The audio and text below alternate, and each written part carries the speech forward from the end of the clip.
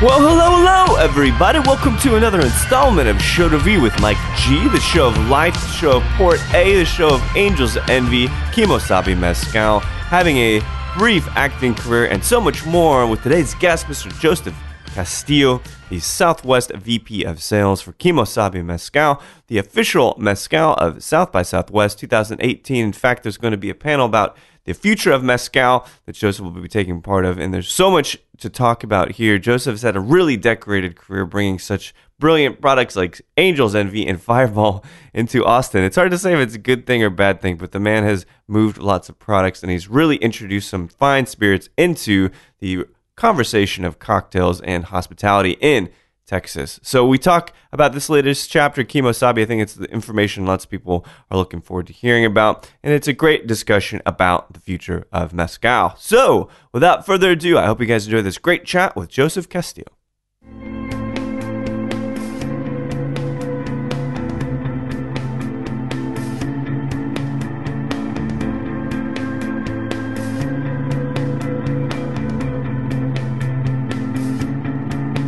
So we got to hang out, and there was amazing music. It was a slam. The people were super nice. Of course, we get out, and we talk to the taxi driver. Hey, best tacos. He takes us to taco place. Has tacos with us. I invite him to come in because we didn't know to get another taxi. I was like, kind of far out. Yeah. Well, am I going to call an Uber?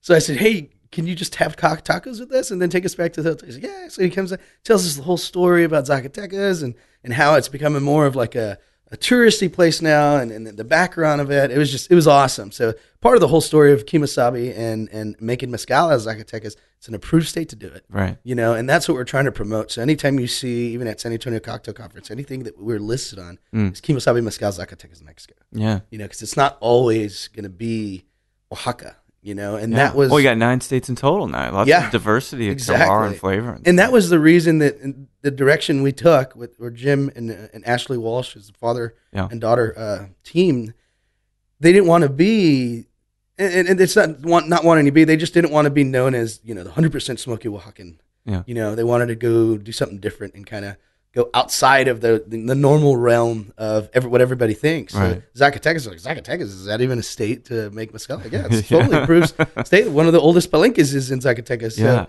And the fact that we're doing something different, we're bringing something different to the table with, you know, 60% steam, 40% wild agave, you know, that's smoked out of Oaxaca and Durango.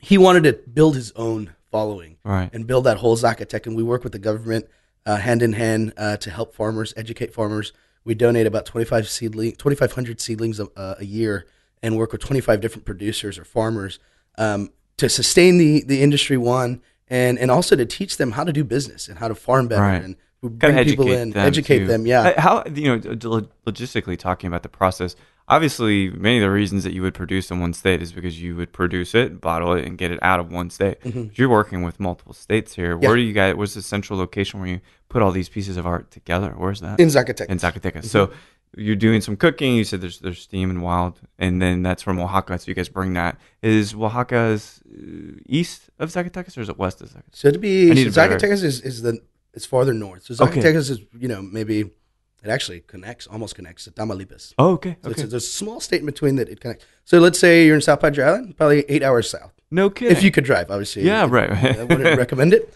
And yeah, so it's really not that far.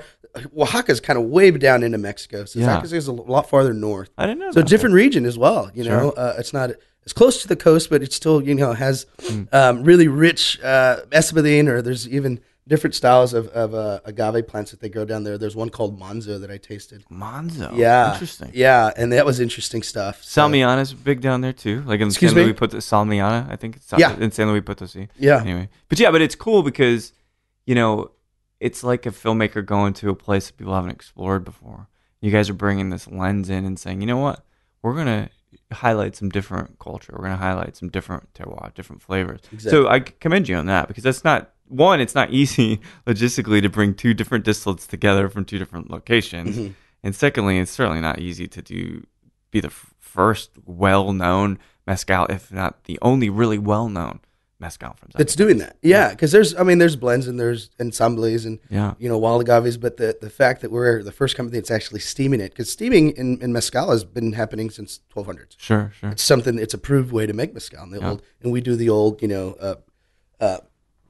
brick conical kind of. Yeah, exactly. The old style ovens. Is it tile on the bottom or is it brick? Like it's all clay. Oh, it's all clay. Old school clay pits where they heat it from the bottom. And it rises. Oh, so that's different. You guys aren't digging. You actually have like a vessel. Oh, no, cool. There's actually, I guess, a little oven or Orno. Is that what they call it? Yeah, exactly. But it's all, kind of like the clay pit. Yeah, cool. And that's what they use. There's different methods that they use, but it is a approved method to steam. So the fact that we're steaming 60% and then we're going to Oaxaca, Durango, working with 25 different producers out of there, and we're finding anything from Tobala, Madre Cuish, Becuish, Mexico. It's never going to be the same, so that's harder. So you're getting you want it to be consistent, right? Exactly. Well, that's weird because you guys want to grow a brand, and obviously from a brand perspective, this isn't batch to batch, right? You guys want this product that people can always count on the flavor, no matter where they get it, exactly, and where they get it. And so that's also difficult. And we'll talk about some of these production methods you guys have used here in a second. But you mentioned something a moment ago and said your dad and his family's from San Luis Potosí, just adjacent, I guess, to Zacatecas. Yeah, right on the border. Any history or any connection deep back in your roots? That's actually a good mezcal? question, and I've got to talk to one of my aunts. She was a professor and did the whole family tree. My dad was actually born in the States, but he was one of 14. Oh, wow. And, so it's bound to play with agave. Yeah, exactly. The Castillo name, I'm almost certain that was one of the only things they could do back then is, for spirit needs. Yeah. Right? So it may, in fact, be I'm going to find it now that you brought it up. I just haven't like I was thinking about it. Awesome. It's a great story. Yeah. And so we're sipping the Joven, the Kimo Sabe Joven, which is, you talked about some of the plants where it comes from, Espadín, obviously grabbing some other wild agave and stuff. What's the proof on this guy? We're right at 83 here. 86. Yeah, so it's 43. 83 right? Is the reposado, and then the... oh, cool. Yeah. Okay. Which I commend you on that, too, because it's punching it up just a little bit above 80 proof. You always get a little bit of better voice from mezcal when it is above 40. It's fine. Yeah. But in my opinion, it sings just a little bit more strongly. Yeah, and off the still right around 120. Oh, cool. So that's normal.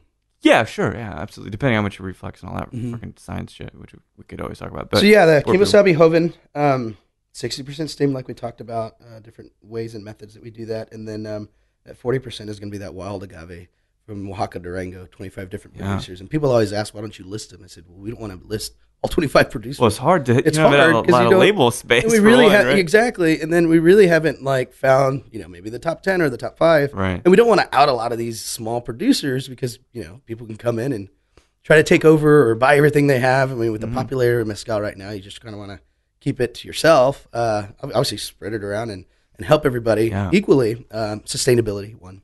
Dude, so I find this is my first time. I've been wanting. We were talking in San Antonio last weekend. And we'll talk about how that went for you guys. But I was like, dude, I have to try this stuff.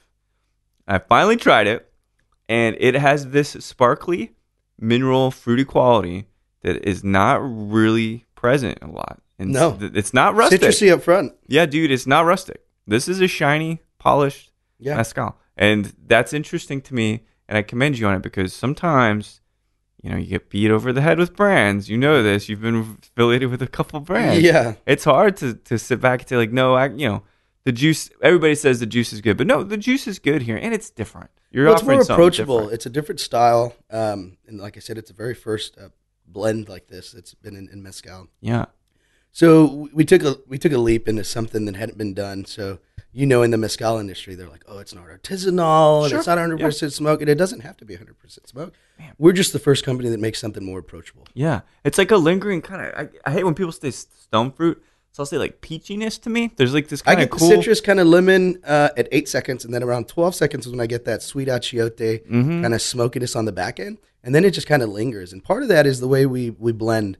So we blend the 40 with the 60, 40% wild agave, 60% steam, and then we use sound waves. So the Japanese method, they started in the 1950s blending their whiskeys. Right. We use actual sound waves in the juice to break down the big molecules to smaller molecules, because when you do that, and a lot of spirits, you taste them and they fall off immediately. Those are big molecules bouncing off each other. When you break those down, they're smaller molecules, so they stick together, and your taste profile is going to last a lot longer. Yeah. Got legs on it. It's got legs on it, exactly. And the thing is that that's not the whole reason why the blending or the whole blending process. Obviously, blending spirits together is an art in itself, and you know that. Yeah, man.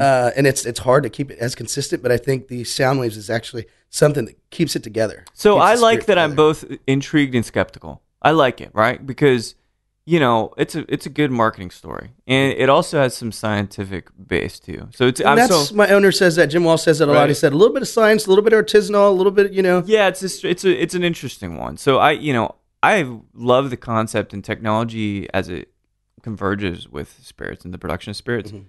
I know some people may feel like you said that, you know, breaking the chain of tradition is just completely nonsense and just terribly insulting, right? Exactly. But I also am on the other side, man. It's like you do stuff like this, you can really get some great things. Well, it's a game changer. Yeah. Well, it's a game changer. At least it moves the needle forward. Right. Well, and I think it opens up a lot more consumers to mezcal. Yeah. Because, I mean, and I'm going to quote this from San Antonio Cocktail Conference. These are people that I never even met. Yeah. And I love marketing, and I love quoting, you know, different sayings or what people think about our brands or any brand that I've ever launched. And the saying was, and I heard it 4 times in 3 days. Yeah. I don't like mezcal, but I like Kimo Sabe. You know, and my social media guy just go crazy over that. He's like, can't wait to start using that. It's all of a soundbite. You know, so it's kind of the gateway or the most approachable out there. But the thing is, I've launched a good amount of brands, and we'll get into that. But this one's different because it's the very first one, but it's hard. This is the hardest, but the fastest growing spirit I've ever launched. So it's like hard, but I've seen the return immediately. Yeah, but it's a liquid to lips. Yeah. So it's me to you right now. Right. Tasting the Joven and saying, okay, wow, okay, now I like this. Yeah, it's different, man. It's still that lingering fruit, and it's interesting. And you know, I don't like mezcal in cocktails, so I think sipping it like this in its kind of nude way. We're filmed, for people who can't see, we're filmed at a room of guitars. No worries. It's pretty rad. And I got like a bass and stuff. So eventually we'll jam out, depending how much mezcal we imbibe. Yeah, definitely. It wouldn't be the first time, I guarantee you. Yeah, Sandra was, she was like, have fun, be safe. Have fun, be safe. Be safe. Might leave the truck here. I'm still going to try to hit the gym after this, actually. So, But this whole story, as we talk about the Joven, this young, unaged thing, your dad, you said family of 14? So you said, so you've got a few siblings as well, though, yeah? Yeah, I have an older brother, younger sister. Okay, so 3 total. And you guys grew up entirely in South Padre? Port Isabel, yeah. Port Isabel specifically. Texas, And your mom lived there? We talked about this. You guys went to the same high school. So how many generations in that town were you talking? So third generation. Yeah. That's crazy. What is it Same like? town, one street. No shit. Yeah, Highway 100. Oh, that's amazing. That connects my house to high school to South Padre Island. So. Does it ever get, because you seem like a guy that had his eyes on the prize, had some aspirations, living as a third generation son of a family that's lived in the same place for fucking 3 generations. Yeah. How did you get the sparkle in your eye to leave and to do other things? So obviously people say, why do you leave the resort? My dad was a chef there. He was a chef at resort for many years, and passed away when I was 14, but he always kind of taught us how to work hard and respect, and he was never really around because he worked a lot. But that was that one thing that he didn't teach me how to throw football, but he taught me how to work and respect, and I've always had a job since I was like 12. Yeah, I mean, that's going to last you a lot. But working in a resort, I was a deckhand on sports fishing yachts. Yeah. So we caught marlin every day. Wow. And I was a deckhand, all through every summer in junior high and high school. And then now I'm on an actual fishing team, professional fishing team. We do tournaments. Oh, wow. Tournaments. What'd your mom do? My mom was an interior decorator contractor. No and she had kidding. Flower shops with my grandmother back in the day. Really? So I grew up in a flower shop. So a little bit of art, a little bit of cooking, Yes, man. That makes for good definitely business. Sales. But I could put one hell of an arrangement together. my wife likes that. And I'm not shy to say it. Yeah. Man, I'm going to get you an apron and see how you work with some tulips here. Yeah. But so growing up in this place, what kinds of things were you naturally interested in? Because you've got the outdoors, you have some cooking, which is creative. Your mom's obviously got the visual aesthetic kind of locked down. So for you, were you a math guy, science guy in school? No, not really. More of a business guy. Business. Sports, did the whole thing. Yeah. What sport did you play? Baseball, Baseball. football, surfed. Surf. Yeah, surfed fish. Never killed a deer, but I've killed a good amount of marlin. Man, just the Yeah. same Tournament. size. Tournament. Okay. Yeah. If Okay. anything else, we catch and release. Yeah. No, that's good. It's very, very ethical Yeah. ethical of you to say. So the eyes on college, because you went to San Ed. We actually both went to Actually, San Ed. stopped at a couple spots before I got there. Did you? Where'd you go? Got a couple scholarships to play baseball and didn't want to do that, and fell into the old small town, leaving your girlfriend in high school, and you kind of stick around. So You I stuck did around made that after you mistake, graduated? but Yeah. hey, if I didn't make that mistake, and it wasn't a mistake, everything. Of course, happens you for a live reason. life. Yeah. Yeah, and hung out, went to a local, actually their NCAA, UTPA, walked down to the Winter League as a pinch runner, made it, and then didn't want to practice at 5:30 in the morning. I'd been playing baseball since I was 4, and I was just burnt out. How old is it now? 18, 19? I was 18 18, then. yeah. So walked down this amazing school, and made the Winter League, and just never, I never went back. I just, I just didn't want to do it anymore. My ankle had plate 6 screws, and I was just like 5:30 practices, and I said, you know what? My mom said, yeah, do whatever you want, That's just amazing. as long as you're happy. Yeah. So semester there, went back home, wanted to figure it all out. Went to UTB for a semester. Okay. Which one's in UTB? Brownsville. Brownsville, Yeah, okay. Brownsville, UT Brownsville. So figured it out, and then moved to San Antonio. What brought you to San Antonio? It seems, even Well, though I was love getting it, out of the somewhat- valley. First step, right? So I went to San Antonio and went to the ACC Community College there, and racked every semester. I rack up a couple hours and rack up a couple Right. hours. So I was always in school. And then my brother moved, and we opened up an erosion control land development company. what's the elevator pitch on this guy? Before like a KB Homes comes in and like builds, Yeah. we have to do all the land development and get them up to code erosion control. I So see. Okay. he was running a business like that in Houston. He moved down to San Antonio. He said, hey, let's do this. So we pulled some money out that we had saved and started this business. And then after a couple of years, somebody bought us out. So I was Wow. the long hair, big beard, 21-year-old that had a company with his brother. And Were you in a metal band? Is that what that was? no, but I was just that construction looking dude, Yeah, You You got any tattoos? Yeah, I got Okay. one on the back. I got So on the you- island when I was 16. That was the last one. That was it? Okay. Yeah, that was it. So we did that construction thing, and then after that, I've always wanted it. I mean, we sold the company, and I had like 8 months left on my lease, and what am I going to do, right? We sold this company. I wanted to move to Austin. That was my next thing. But growing up in South Padre Island, going back to that, you're growing up on a resort. I mean, I did spring break since I was 13, Yeah. but I loved like the bartender thing, and that always looked really cool. So Sure. I was like, I really want to do that. So I walked up to Bar 11. It's a bar it used to be in San Antonio. It's not there anymore. It was actually owned by Nicola Hood. No I kidding. believe he's the DA over there, yeah. So walked in and I said, hey, man, y'all looking for some help? They said, well, right now we're only looking for a busser. I said, I'll bus, whatever. Yeah. And I just want to be part of it, right? Yeah. So I bussed for a month, and then I bar back for 2 months, and then I bartended the third or fourth month, and then I became assistant manager. So it kept me around. It kept me busy for those 8 months. And then when Sure. it came time to renew my lease or move to Austin, I said, well, I got a little bit of experience Something under going my on, belt. Yeah. And I said, I'm moving to Austin. I'm just going. So picked up and left, and then walked into Cuba Libre. Oh yeah. Yeah. Next to the draft house on the draft house Yeah, was there. What year is exactly. this is a while ago This now. is 2004. Yeah, dude. So That's walked a long into Cuba time. Libre and Kristen Rowan, which owns Nightcap now. Yo, We went to okay. high school together in South Padre Island. No way. Yeah. Oh, that's so crazy. Yeah, I used to Small party world, together. We man. grew up together, yeah. Wow. So I walk in and she's like, okay, I'm going to give you a chance. Usually they make people wait 2 hours. So Yeah. they're only going to make you wait because it was the most popular bar back then. Sure. If I there was do anything remember. craft around, there was that whole that Cuban sugar craft. straw. Remember that? Yeah, thing? the little stick. Yeah, Yeah. the sugar cane stick. So she said they'll make you wait for 30 minutes, but just hang out and they'll come get you. So they come. He's like, "Can you start tomorrow?" I was like, "Yeah, cool." So bar back there. I was like, "Well, bartending experience." They're like, "You're in Austin, Texas." You doesn't matter." realize that it's possible that you and I ran into each other. More than in likely, because that was early the only nice 2000s. bar back in the day. Yeah, there wasn't dude. anything around. Well, we Warehouse would go like District, right after the movie. Yeah. You just go right next right door. there. Have a mojito. Yeah. Oh yeah. And then Speakeasy was the same owner, Michael Gerard. So yeah, bar back there for about 6 months, and then bartending, and then I was there for 4.5 years actually. Wow. All through college. So that's when I got back into college. Got it.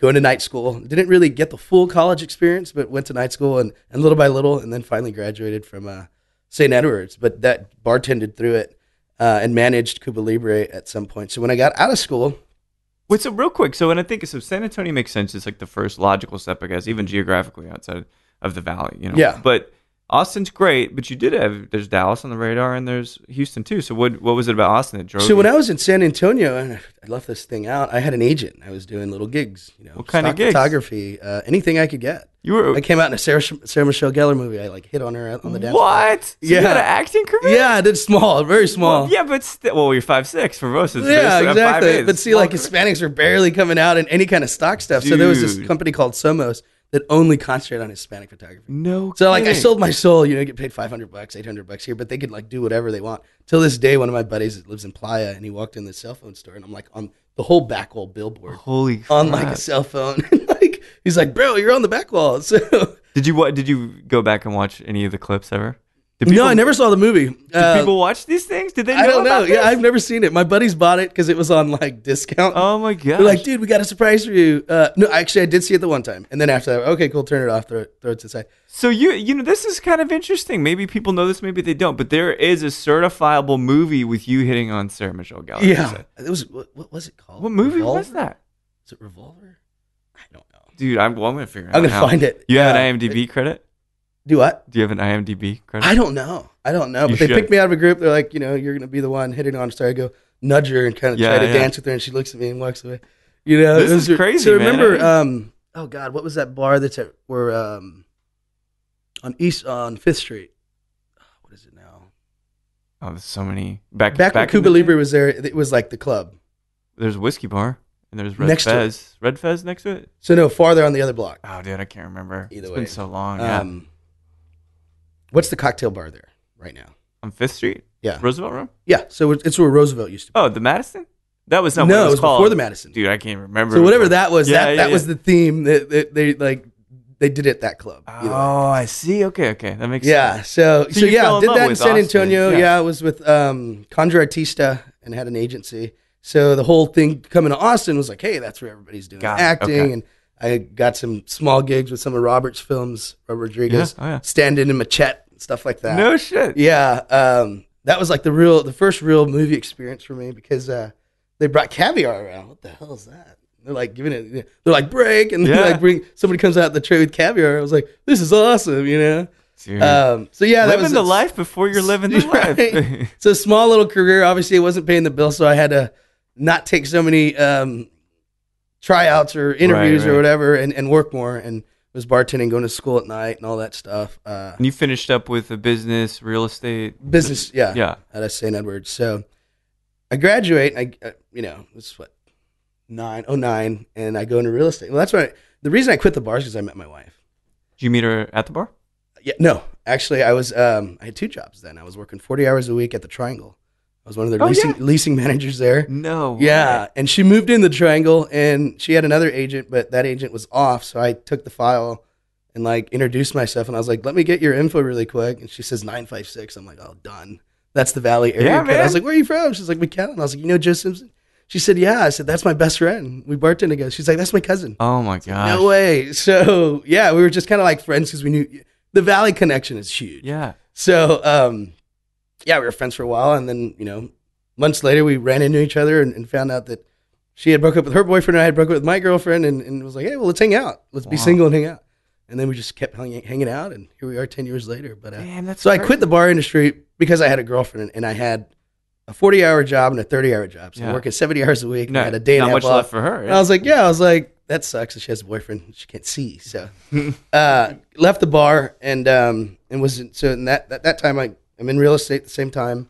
And then after I got out of school, I got in a little bit of commercial real estate for a couple of years. Was doing that, and then somebody, Kirk Peters, Kirk. He I don't works know for the Kirk. Jack Daniels portfolio over at Republic. I've seen it, but yeah. He worked for he's the one that launched Rebecca Creek and all that. Oh, okay. So a buddy of mine calls me and he says, "Hey man, looking for a job. Do you know anybody that's looking for jobs in the industry?" And he actually owns Taco Flat, Simon Madera. And I was like, "Yeah, let me text some people." So I text some people, and then they come back with this like opportunity to work for this small company called Inky Brands. So I didn't text my buddy back. I texted. I was like, "Hey, I'm kind of interested in that." So and he's fine with it. We talk about it all the time. He's got a restaurant, very successful restaurant, whatever. And it was Inky Brands, and they were doing like the worst brands ever.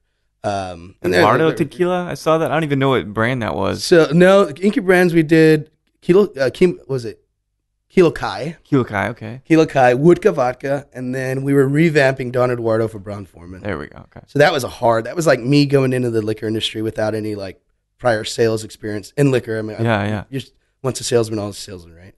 So the acting, you have these little brands. Acting helps too. No, exactly. You gotta have balls to go and present something nobody wants, right? That's right. So we had the Kilo Kai, and like Beth Reynolds and I, we were doing that all over 6th Street, and she was the DM over at Republic then, and then the Wodka Vodka, we got in all the Yassine bars, so like that's doing all right. And then the Don Eduardo thing was hard because that was my first like sales experience in agave spirits. Yeah, that was tough because you're at $33, same price point as Don Julio and Patron. So I'm walking into bars and talking to my buddies. Like I knew everybody in the industry, right? Because I ran Cuba Libre, and it's a big, camaraderie thing. So I'm like slanging and banging where I could.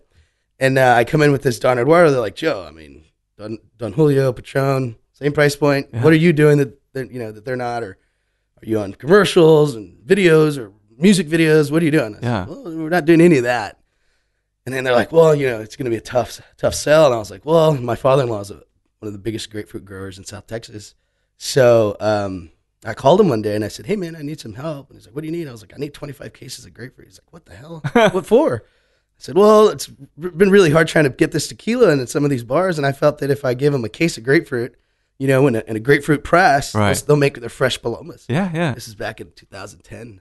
And so he was like, cool, well, come to the factory and pick them up.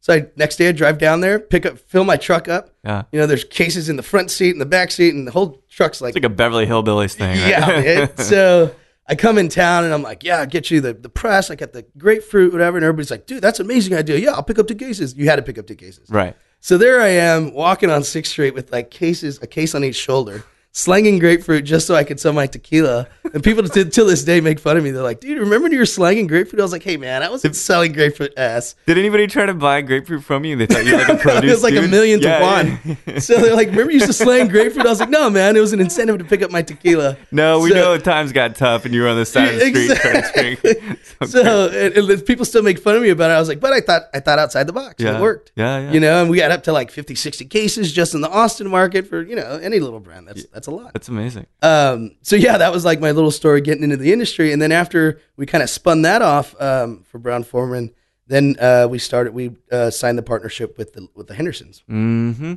And that's when Lincoln had 65 years mandatory retirement. So he was already gone from Woodford Reserve for about 3 or 4 years already. Yeah. His son was in, Wes was in, I think, insurance. Yeah, he was. Yeah. And he came to his dad and he said, Dad, let's do some of those projects you always wanted to do that they didn't let you do over at Brown Foreman.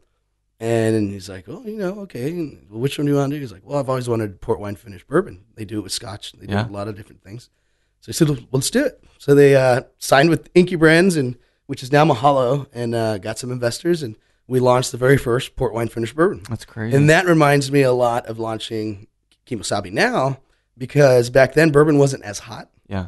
And launching a port wine finished bourbon is something different, just like Kimo Sabe is. Right. So you're launching something different, but you kind of had something better than the other guys because it was port wine finished. So people call it the cheater bourbon or the ladies bourbon. Rubbish. Yeah, just because, and I said, hey, it's good. And even guys are like, man. I can do this. I can't do the other spicy, really hot ones, but I love this, And that's kind of how it was a liquid to lips thing. We got people on bourbon through Angel's Envy and worked for them for 2 years. And I essentially learned everything I know about bourbon from Lincoln Henderson. That's amazing. And that was like, what kind of guy? I've interviewed Wes, and Wes is a really great guy. How was Lincoln? What kind of guy was he? Straightforward, and he would joke, but you never knew he was joking because everybody took him so serious. Yeah. And one time we were doing an interview, Mariah Freeze interviewed a bunch of bourbon distillers, and that's when she had opened up Trifecta, and she interviewed him. It was like 10:30 in the morning. We're all like doing the interview and setting it up or whatever, and he's talking about his story and how he actually created Don Eduardo, was one of the guys that started with Don Eduardo through Brown Foreman. Yeah, it was one of his projects. And he was talking about how he aged different barrels and wine barrels, and then he throws in their pickle barrels, and we're like, what? You just say pickle barrels? Like, you can't say that, we're recording. But he was joking, but nobody knew it, and they're like, pickle barrels, so he was that kind of guy where he shot it straight, and then when you joked, you didn't know if he was joking or not. Yeah. So it was funny, that night we take him to dinner at Haddington's. That's in Bill Norris. Oh man, that's a long time and ago. And they were our partners. They're like, yeah, they brought us in, and Bill Norris is a super good friend of ours, whatever. I had worked with him on Cabana Cachaça, which was another brand that Mickey Brands had. So that was like the first account we had. So we take Lincoln to dinner there. And Lincoln was 9:30 guy. If he's not in his hotel room by 9:30, he's falling asleep somewhere. Gotcha. He's just an older guy, and he wakes up like 4 or 5 in the morning. Not falling asleep, but that he had to be back at 9:30, and that was his thing. So we're sitting down, we're having dinner, and then he gets up, and somebody, I guess, was going to the restroom. So I'm kind of looking out for him. They're like, Joe, where'd Lincoln go? I was like, shoot, let me go check the restroom, make sure he's okay. And he was fine. He was, he moved around, and he had his little cocktails, and he went in the restroom. I'm like, oh, crap, where'd he go? I look back at the bar, and he's got 2 girls on each arm, one in each arm, brunette and a blonde. And he's like, I made that. Bottle. And these girls are just, they're loving it. He's buying them cocktails. I take a picture of him. He's like, well, girls got to go. So then he comes and eats dinner. He was just one of those guys, people person, but he loved the women and he loved the fame. And I mean, he was an artist. Yeah. That's I love that because I never had the chance. He and Parker Beam, right? I've asked people that knew Parker pretty well. Yeah. And I just love hearing about these guys because you know what? When we're gone, when you and I are gone, all we're going to have are the stories that people tell about us. Exactly. And that's really the kind of legacy you want to lead. And so it's interesting. I'm starting to see this kind of thread, right? So you bring in this tequila, you're trying to make it work. You're bringing in this new whiskey it's delicious whiskey, but it's different. It's amazing, right? But it was different. So people didn't, just like our mezcal's new and it's different. People didn't accept it in the beginning because it was new and different. And then so many years later, it's still Bacardi. Sometimes it's at that point it becomes okay, and people don't feel like they're going to get judged for it. It's a liquid to lips thing. You got to convince them that they like it, right? And it's sometimes though too. It's weird because they have to make sure it's okay that they like it. It's a weird psychology thing with spirits. Like if they think that people are going to judge them for liking it, they won't like it on purpose, even if they do like it. Yeah. So then this whole thing, and kind of where I met you were doing VP of sales, I think with Trudy Oak. Yeah. So why go from global brand to hyper local brand? Well, there was a stop in between there. So I was at Angel's Envy, and we're at all the high end restaurants and hotels, and we're doing the whole Angel's Envy thing, and it was amazing. I love working for the company, but I got a phone call, and there was somebody looking for somebody to launch Fireball. That's right. I forget you work for Sazerac, and I remember exactly the time right before this. So it's your fault? Is it? Yeah, unfortunately, I launched Fireball. But I remember seeing the Twins commercial, and they're like, Fireball, $14.99. I was like, that's not even a real bourbon. Yeah. F that stuff. I don't know why they're putting it on TV. Angel's Envy is a real bourbon. You live what you do, right? And that's what I do. Anything that I do, I wake up Kimo Sabe every day. I wake up, whatever I do, I wake up and I live it to the fullest. And so I was all pissed off because like, what's this crap that they're putting on there? Little did I know, 6 months later, I was going to be working for them, right? So I leave Angel's Envy, and they're like, it's a real good family thing because I was one of the first 10 people they hired. Yeah. And they're like, well, we understand Sazerac's a big company, and that's a good move. It's a good career move, right? So at that point, I launched Angel's Envy. I was like, I can do this Fireball thing. So I launched Fireball, and it wasn't easy. Fireball was tough, man, because Jaeger was just a monster out there. So what we had to do is we had to buy the bartenders first. We had to get their respect, gain their respect, and we got it into 6th Street. And the first time I got it in there, owners were like, man, it's just sitting there kind of collecting dust. And I said, well, dude, I'm not going to stop coming back. I was like, I'm sending girls in here. We're doing promos every weekend. Right. It's just going to keep happening. And then, I told my wife when I was about to take this job, I was like, babe, this is going to be tough. It's going to be like a year of going out, hanging out with bartenders till 3 or 4 in the morning. The nightlife. Going these little after parties and just doing everything that I can to get this brand out there. And Austin was one of the official launches with Nashville and California. And so that's what I was doing. I was out bartenders. And a lot of these bartenders, bar managers are old buddies of mine. So reintroducing something different to them and got them on board. Once you got the bartender on board, because I told him, I said, look, you get 5 girls in here. Every single one of them wants a different shot. And every single one of them has just a +3 or +4 cordials. You're doing all this stuff, making a mess for what, a $2 shot? I said, 5 girls come in here, pour them 5 fireballs. And if they don't like it, I'll pay for them. I told every single bartender. I said, I'll have a tab. Start me a tab. I'll come pay for it the next night, whatever. Nobody ever called. And they just started pouring Fireball and just try this. And if you don't like it, we'll pay for it. Sure. And that's what they did. So 10, 20 shots at a time. I mean, it's an interesting way to look at it. It's like, I can make your life easier logistically. Yeah, I can make you more money. Bottle? I told the bartender, I said, I can make you more money. Yeah, it's I more said, money, pour 10 less shots in 2 seconds or take 30 minutes making the crap that they want. Yeah. The woo-woos. That's an interesting way to look at it. Yeah. Is that it's just simpler times with Fireball. Yeah. Right? It was so crazy. Oh, God, the calories. But I probably took we all over got a 1,500 shots. Really? Yeah. Does that account for like 3 years? it aged you 3 years. 3 years more. You just the first year, it takes about a year and a half to launch this thing. And then we're doing like 3,800 cases a month just out of Austin, running the Texas market.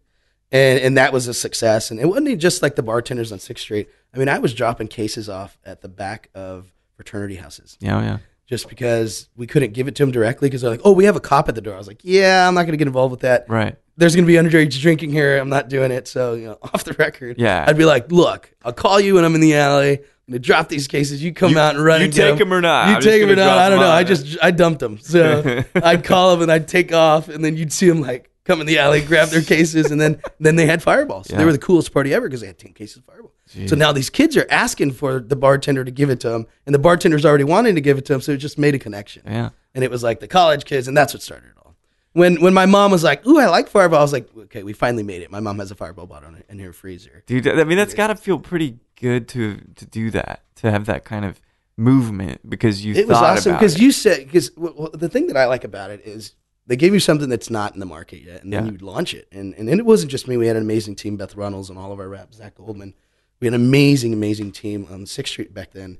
And just being part of it, you can always talk about it, say, I did that. That's so cool. And we were part of it. I didn't realize. I mean, in a way, I'm happy for you, and I think it's a terrible thing. It was an unfortunate launch, right? So, and then after that, then they give us, Buffalo Trace. Buffalo Trace was more of a retail brand. Yeah. So then I'm now on the back of the bourbon. Yeah. And Buffalo Trace then was more of a retail brand. They said, let's get this into the on-premise. So then we start getting in wells, and then I become the Buffalo Trace guy with the Fireball. So I got Fireball for like certain accounts, and then Buffalo Trace for the others. And then high they gave and low, yeah, high brow, low brow. Exactly. You're at the bottom of the barrel and the top. Right. So I'm at the Four Seasons at happy hour. During the day I'm on 6th Street at Dirty Dr. Dog. Jekyll, Mr. Hyde. Exactly. For sure, dude. So they gave me Buffalo Trace. So like we need to launch this in the on-premise, and even like Blanton's, W.O. Weller, Sazerac Rye. Like none of these were really on-premise brands yet. So I would do tastings at the Four Seasons with Jim Lee, and there'd be girls passing around Blantons free. Man, you can't even get a bottle. Yeah, now, but right? we were promoting it like it was the Great Bourbon Bars of America's Buffalo Trace, W.O. Weller, Blanton's, and Eagle Rare. Oh yeah, we were promoting these things, right? So that was really cool because I really got to dig deep into the bourbon portfolio, and we'd go to the distillery 2 or 3 times a year. Yeah, I'd take people like Larry Pedito from Moonshine up to pick barrels. For his big bourbon collection that he has. And so cool. Anytime we get to go to the distillery, we'd get to taste every single bourbon they made, But you spit some, and then once we got to like Eagle Rare and Blanton's, we swallowed, and then, you get into the antique collection, you taste every single antique, like, maybe a little bit more of this W.O. Weller or Weller, the LaRue or the Eagle Rare 17-year, Pappy 20. It was so amazing. So that was a really cool part of the career. My career was working with the guys over at Sazerac, and it was a very small company when I started. I was one of the first 50 people of this new sector of their company that they hired to do the whole Fireball and Buffalo Trace thing and all that. So after that, on my 3rd year, I'm like, okay, cool, this is done. It's smooth coasting. Loved my job, loved the people I was working with. But I was like, I need a challenge. So after 3 years, essentially we were running out of Buffalo Trace, and Fireball's just coming out of everybody's ears. You don't even have to work hard for that anymore. No, and we worked with the Firefly guys as well. We launched Firefly Sweet Tea Vodka, and then they had a Moonshine. We launched that. So then at that point, I saw Daniel Barnes. He'd come at the front page of one of the papers with his new distillery. Yeah. And I knew they were always the new one and the new location? Yeah, the new location. And they were trying to do, change the face of Treaty Oak and kind of do a whole revamp. So I shot him a message. I was like, hey, man, I really like what you're doing. I've always liked what you're doing. Give me a holler.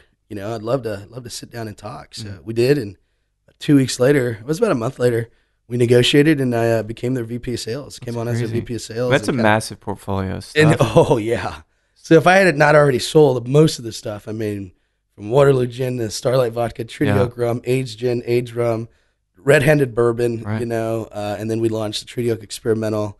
Which was, to be honest, that was the first whiskey that made me pay attention to Texas whiskey. Experimental? Yeah, I've had them all, and God bless them for trying to do it in Texas, man. Yeah. But that was the first one. I'm like, okay, this is real. Now we're making. That's the reason I came to the company. That whiskey. Because I had the bourbon background, and I love what they were doing. I love the popularity of bourbon. It was coming up, and I love the red-handed story because they essentially called themselves out. Yeah. Red-handed, it's not mine. We bought it, made it better. No, it's fine. It's kitschy and stuff. Yeah. But that was the moment where I realized, because I always found, gin is a means to an end, so is vodka. Mm-hmm. People aren't always passionate about those categories. It's hard to be passionate about vodka, given it's neutral nature in itself. And Daniel's right? passionate about it. No, which is fine. But I mean, in a lot of ways, or in a lot of people in the industry, it's not. But he's a whiskey guy. He's a whiskey.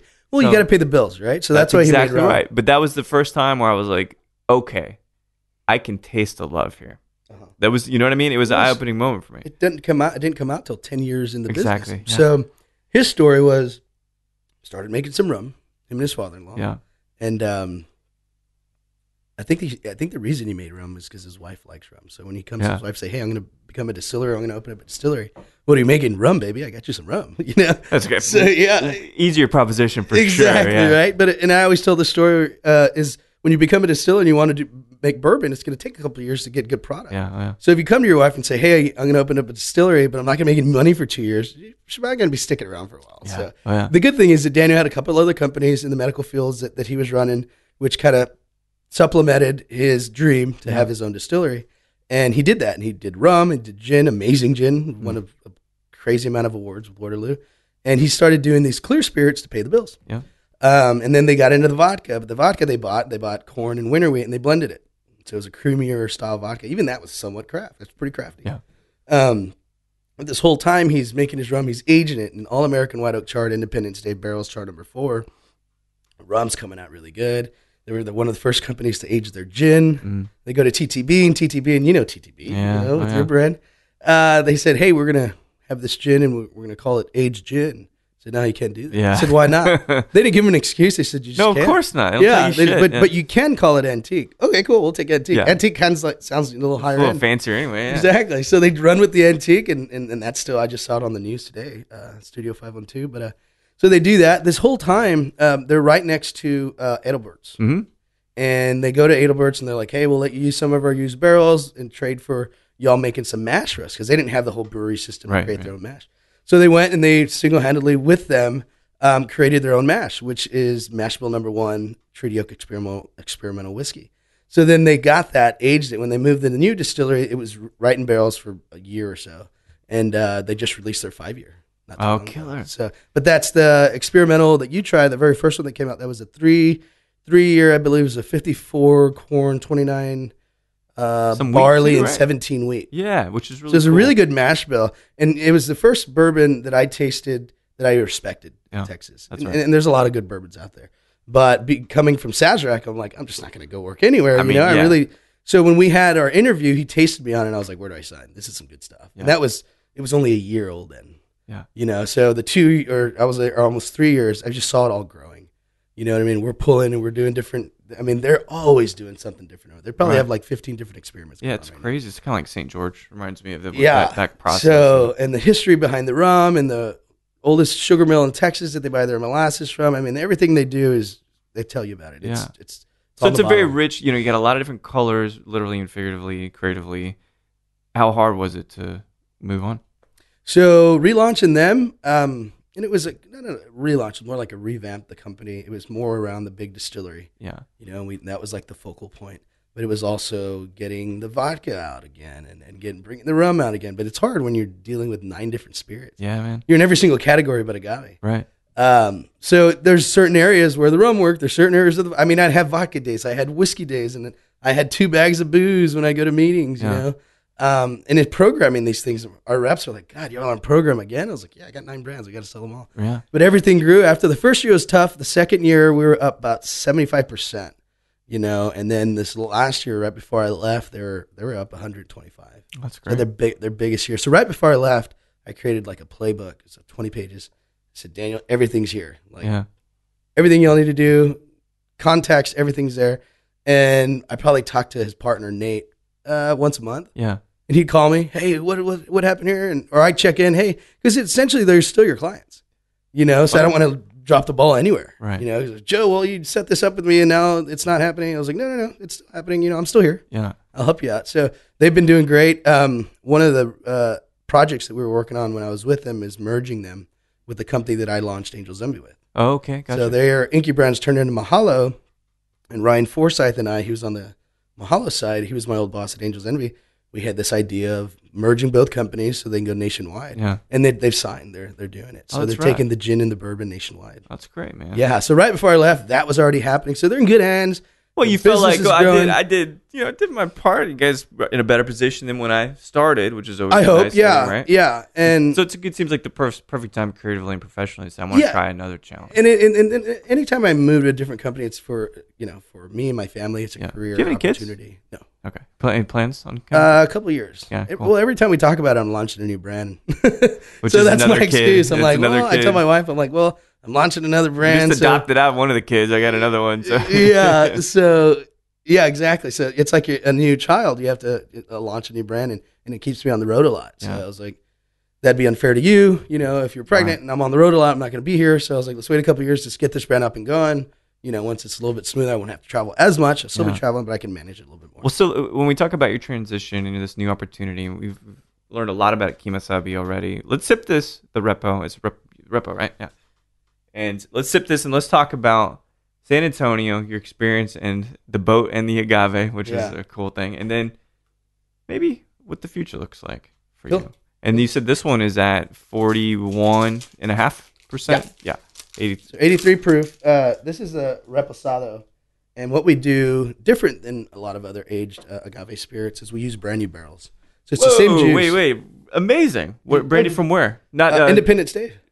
But U.S. brandy or Spanish? Oh, that's so Independent Stave is the biggest cooperage in the States. Yeah. that's the same barrels Buffalo Trace uses, Woodford Copper Reserve, and Kings. Baker, They use used, but yeah. Yeah. That's So Independent Stave, char number 3 though.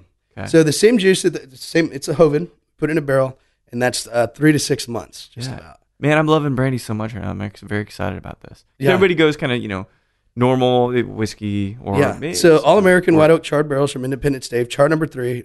4 is usually what bourbon companies use, but we went with the 3 because it kind of gives it more complexity, and it doesn't cover the flavors that we want to taste. So color's good on it. 3 to 6 months, reposado. Totally different than the Hoven, almost night and day. The flavor profile is amazing, and you get a lot more of that vanilla, from the char and the flavor. And That fruit still kind of comes through, though. No, it does. What I mean? And you get a small spice on the back end. Yeah. But the fact that we use the new barrels is really interesting because opposed to using used barrels like the tequila industry, blue agave tastes different than mezcal, obviously. Oh, sure. So blue agave takes a different flavor from a used, either Jack Barrel or whatever they're using. And mezcal, you don't really want to cover up a lot of the citrus and sweet, smoky flavors. Mm-hmm. So when you use a new barrel, it complements each other because that char, smoky flavor, you kind of thinking the same thing. So with the reposado, I put this reposado in an old fashioned up against any whiskey out there. Mm. It's really good stuff. So you get a lot of that caramel, vanilla, whiskey notes from the barrel. Man, it's pretty good, man. I'm not a huge fan of aged mezcal, but the brandy barrel, that's an interesting. Well, no, not a brandy barrel. Brand new barrel. Brand new. Sorry, I keep hearing that one. Okay. No, brand new barrel. Got it. All right. So then that kind of explains a little bit more because it's got that real kind of crisp oakiness. Mm-hmm. So yeah, I think that highlights the floral elements of it. It's a little bit more punchy. Mm-hmm. And was this your first San Antonio Cocktail Conference with the mezcal? They were there last year. I was with the company, but this is the first. This was actually the biggest conference I've ever put together for a brand. Got it. Being over the brand for the Southwest region. It was kind of like, hey, get it out there, and being in cocktail conference for the last 6 years, I've seen what works, what doesn't work, and I took different angles and was a part of different events that I wasn't a part of last year. And last year we did the Whiskey Bon Voyage. Daniel Barnes owned the name, and I asked him to borrow it to make it Agave Bon Voyage. Oh, nice. So we rolled into San Antonio Cocktail Conference with the first party was a nightcap with Kimo Sabe. Yeah. So we did that at Last Word. We had Luis Manuelos, a flamenco guitarist. That's awesome. Yeah, it was a really awesome party, and it was a nightcap. So you got there, you got a nightcap and actually a beanie with a logo. So you got a real cold enough, like a real nightcap. Yeah, it was actually that was the whole that was the whole clever twist on it. Yeah. So we had a really good time there. Great turnout. A lot of industry bartenders, bar owners, stuff like that. Yeah. And then Thursday we did the whole theme of San Antonio Cocktail Conference for brands is they throw throwback parties like gin and juice.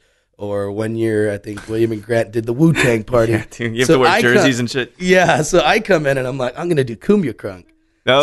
Cumbia Crunk's like this new kind of themed event where it's like old school hip hop and Selena. Oh, man. And that's not our vision, but it's a theme party. That works in San Antonio, man. And that's what I want to do. I want to bring some of the culture out in San Antonio and at the same time do a throwback party that that has that whole theme. Yeah. So we had a donkey, we had lucha girls, we had the whole thing, and it was fun. People liked it, they respected it. They knew that wasn't like our lifestyle or our vision, but they knew we were having fun with it. Right. So that party was another amazing party. So that's what I pulled from San Antonio Cocktail in the past years is like if you do your own party, then people come to it and they only know about you. Yeah, you do a good tasting point. with like 30 other 100 other booths. You get eclipsed by those other Exactly. brands, So, and we still did the tasting suites, but it was something that we wanted to kind of pull away. And that was actually the Cumbia Crunk was an official party of San Antonio Cocktail Conference. So we did the donation to the website so that we can, put it on there and donate it to the charity and all that good stuff. But great turnout. It was awesome. People had fun with the whole Cumbia Crunk theme. And that was an awesome turnout. And then Friday we were off, but we had to come. So no, Thursday, we had to come back to Austin to do a tasting for Whole Planet. And Whole Planet's Whole Foods charity. Oh, cool. Okay. So we had auctioned off this package for 15 people to do cocktails and hors d'oeuvres in a tasting seminar. So we're like knee deep in San Antonio Cocktail Conference, and Nikki Petrie and I get in the car, come up here, drop off Luis Manelos from the party the night before, go set up this event, knock it out for 2 hours, get back in the car, drive back to San Antonio, set up Cumbia Crunk. So it was a rough one. Friday we were off, but we had all the seminars. We did the NOM 70 with the new laws for mezcal, very, very educational. And we could talk more about that, how they're kind of breaking it into mezcal artisanal and like the ancestral, and ancestral historical ways of making it. That's a really interesting conversation. It's kind of worthy of a panel because it gets really, really deep into this. Yeah, and the seminar did. And it got a little heated at some point. Yeah, I liked it. I went to the one with Ivan Saldana, Ricardo Pico, and Sergio about NOMs, just a general classification, the protections and stuff, and we talked a lot about that stuff. So it's good. You've got this kind of nice duality that is like have a little fun, have some drinks, but also dive into the cerebral nature and intellectual nature of some of these topics. And this NOM 70 just came out in April, so there's a lot of people that agree with it, a lot of people don't agree with it, but it does kind of break it down in certain aspects to where there's mezcal, and mezcal can be produced with machinery or whatever, and then there's artisanal, and then there's, the ancestral. So we fall in between the mezcal and artisanal because there's certain traits that we use at artisanal. We're not ancestral because we're not using only our hands to make this. There's a little bit of machinery or not machinery. We use stills and, copper stills. But the thing that, again, like we could go on a tangent here. I would just briefly say that does the end consumer really, on the whole, the people that are paying the bills, which are not you and I necessarily because we have this deep interest in agave, but that's different than Joe Public or, the people out there. So is it important to them? I don't really know that they want to get into that level of minutia. It's probably 10% of people really care. That's exactly awesome. Right. That is totally it. It's like a Pareto, right? Yeah. 20, 80, 10, 90, whatever. 20%, 30%, whatever it is. It's not over 70, I'll tell you that. Right. And I like people that are more educated. I think the consumer nowadays is more educated on what they're drinking. Totally. Where does it come from? Is it on your website? Right. I love all that. We want to be upfront, especially when you're making Texas bourbon. Everybody's looking up to make sure you're doing it right. You know what I mean? How many years? What kind of grains or whatever? So I like that, but not everybody is going to dig that far. Right. And so it's important to preserve culture and in particular traditions, styles of mezcal making, but again, for you and I, to get the job done, the Kimo Sabe is going to bring more people into the category. And then it's good for the category. Well, then you kind of graduate to maybe some smokier stuff down the line. Totally. But what we wanted to be is your everyday mezcal. So if you have an everyday bourbon that you have bourbon and water, we want Kimo Sabe to be, the mezcal that you grab and make a paloma when you come home. Yeah. And it's just easy. It's approachable. It's the cost $36 to $39.99 for your oven. It's very approachable as well. A lot of mezcal start at $45, go all the way up to $120. Oh, it can be so understood. Expensive. And the ancestral way of making it costs a little bit more money. Understood. Right. And I think it all has its place. Yeah. I think there's cheap mezcal and there's expensive mezcal, and you should pay for those things that take more time to make and more nuance, handmade, all of that. So I got 2 more questions for you. And one of them is, you posted about South by. I know you had a pretty good presence. Or I'm not sure if you have yet been there a year, but I know that Kimo Sabe had a pretty good presence at South by last year. Well, the official mezcal is South by Southwest. That's right. Yeah. So this year, what do you have in store for South by that you can't talk about? So after San Antonio Cocktail Conference, you're like, okay, cool, that went great. It was stressful. We got it going. Everything went perfect. We had no flaws. Agave Bon Voyage was one of the funnest seminars I've ever done. A lot of really good feedback on that. And that was kind of like a tasting challenge to where we had some of your bigwigs in there, like Patron, and we had Del Maguey, and we had Elie Gao, And it wasn't going against anybody. It was just, I guess, explaining to them what we were doing and how we're doing it, and having them taste. And and that's great. Yeah, and it was more educational. But we're tasting against some of the biggest guys in the world. Yeah, and people are like, "Wow, you are like right in line, maybe even better." And that's not what we were going for. We were just trying to educate people, show them the experience, and show them where we're coming from with the best or the most approachable mezcal on the market. I think. Yeah, sure. So no, it was a great educational seminar, and people enjoyed it, and a lot of people hadn't tasted some of these higher end mezcals or tequilas that Twin Liquors graciously donated.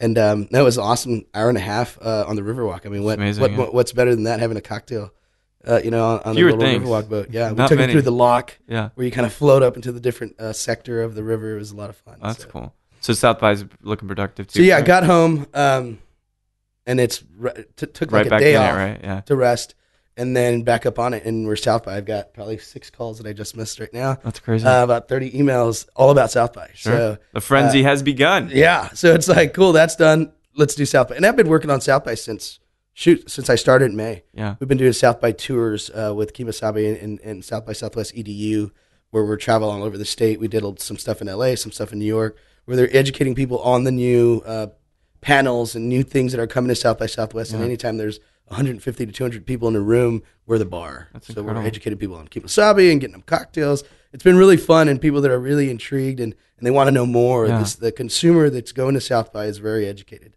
and they go from 18 to 60, 70, 80. Yeah. But the thing is, they're all about art, and that's what we're about. They're all about the music, and I think it's a good partnership between Kimo Sabe and the story behind us and the story behind South by and all that really good stuff. So it's a big family. But a lot of stuff going on.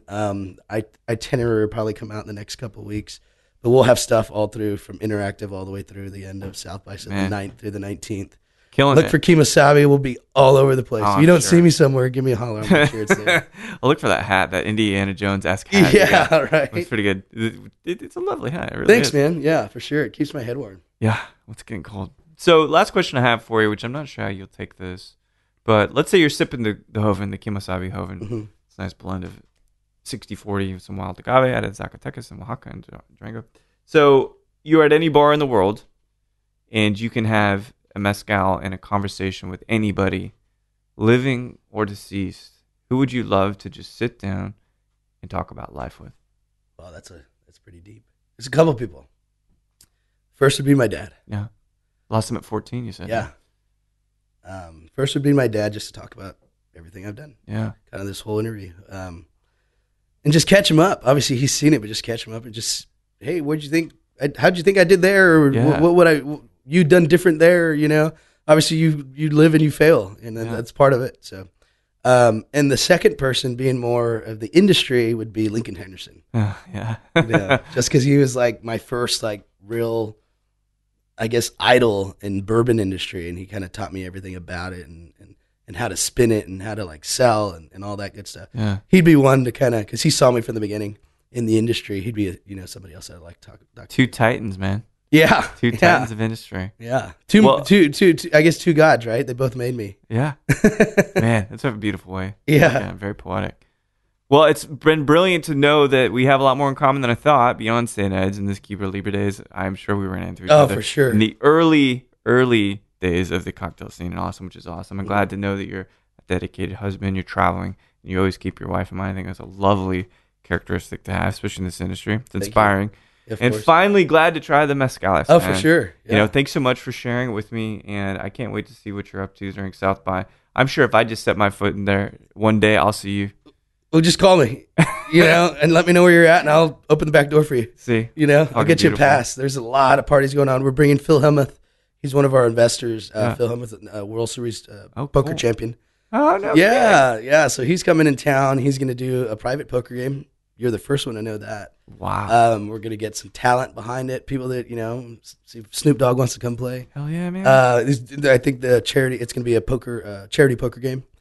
So he'll be in town doing that. I think the 11th through the 13th. Nothing's official yet. He'll be doing some book signings. He just had a book come out. Yeah. We'll be doing some of those at Twin Liquors at Specs, doing a little tasting with a flamenco artist on the side. That's great. So he's going to come in. He's actually on one of the panels for South by Interactive as well. So A lot of stuff going on, a lot of music, a lot of fun, a lot of You gonna art. make it? Excuse me? You gonna make it? Oh God, Get enough sleep? This is work. Yeah. I mean, when you're at this high of sponsorship with an event this big at this category, or this level is what I'm trying to say. Yeah. It's work. You work, you go home. Yeah. You can enjoy it, but if you enjoy it, then you're not going to feel good the next day. So it's just work. Yeah. It's That's work. good, man. And then in the end, towards the end, if there's a little bit of time to have fun, you're always having fun, right? Yeah. But you treat it like an 8 to 5. You got to be there at 8 o'clock, and you can check out. Probably at 2 a.m. for me, but yeah, dude, you still gotta be there at 8 the next still morning. got to be there at 8 the next morning. Well, so. Godspeed and all the efforts, man. I think you're gonna really kill it for South by, and I look Thanks, forward man. to running into you. And I know I will. Oh yeah, fucking it's know gonna it. be fun. A lot of So, fun. chat soon, yeah. Yes, sir. Thank you. See ya. Yeah, thanks, Mike. Well, there we have it. What do you guys think? Mr. Joseph Castillo, the VP of Sales Southwest Region, Kimo Sabe Mezcal, the official mezcal of South by Southwest 2018. It's a radio spot thing, radio voice there. And Joseph's been through lots of different stuff. He has a very illustrious career in this hospitality industry, bringing Angel's Envy. You've got Fireball, you've got Kimo Sabe Mezcal, some Treaty Oak products as well. And, he's got plenty of other ideas in the pipeline. And I can't wait to see what he's up to next. A good guy, the consummate salesman, Mr. Joseph Castillo. So thanks everybody for listening to Show to V with Mike G. No matter how much you're losing your voice or your nose is going to fall off your face due to certain allergies here in Austin, or if you're thinking, man, I wonder if they're going to make a sequel to Annihilation just like they wrote it, but maybe they won't film it, please keep dancing.